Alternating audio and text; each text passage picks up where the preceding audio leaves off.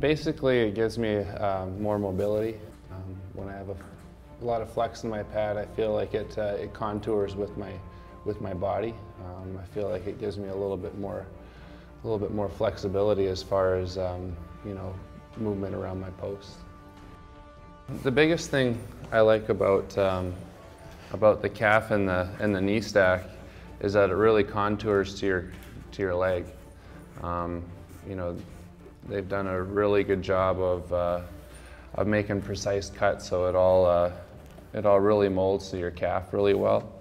And the knee stack is designed very well, so you have a very solid landing pad to land on every time, so you're not worried about your pad rotating or falling off your stack. The more flexible boot, I find, allows me to bend my knee more and get a deeper push, because everything flexes so well. It makes it really easy to turn my feet. The pad is designed, you can see it has a channel on the inside of the pad right here, and that allows the pad just to rest right on the top of my skate. So therefore it feels like it's just resting there, and it feels more part of my leg. So as far as comfort goes for me, I really like to have the sense that pad is part of my body. I just like generally the traditional look of the pad. You can see it has knee rolls. A lot of pads are going away from that, but I feel like it's just like a traditional part of goaltending, so I really like the look of that. I definitely feel like if I receive a shot in the knee rolls, I find that it might not bounce off as hard. The rebounds stay a little bit closer to me. I've had that most of my career, and it's just something I've gotten used to. This flat design on the inside, it definitely makes all my pushes a lot more controlled. It gives you a nice solid landing surface to land on. So whenever you go in a butterfly, everything is nice and solid. You're not going to have any kind of rotating. So there's not going to be hopefully not be any squeakers that go underneath your pad. Yeah, I find that these pads, all the rebounds stay closer to me. And with the more flexible boot, I'm allowed to point my toe a little bit better. So all those shots that you get generally here, instead of them bouncing back out into the middle of the ice, they'll go to the corner. There's a good combination of flexibility and sturdiness. They're built very well. All the materials are top-notch, so they don't break down as fast. And that's pretty important when you're at a retail level. Like, you don't want to have to go and buy, you know, 7 or 8 pairs of pads a season. So these are pads that will last a while. I use this strapping because generally it just creates more room for my knees. I wear fairly large knee pads, so the more space I have around my knees, the more mobility I have, and that's why it runs from here, the knee stack, down to the calf protection. So it just kind of opens everything up a little bit more.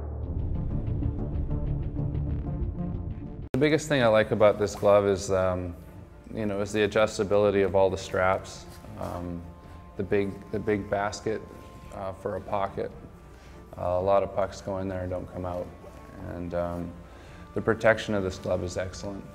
And the durability is awesome. The biggest thing I like about this one-piece cuff is that it does not flex.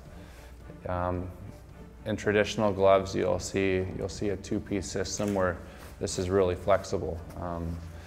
And for a goalie who plays in the butterfly a lot, being able to put your glove, cock your wrist back, and really show the full face of the glove is huge for me. And having that one piece cuff really makes a big difference for that.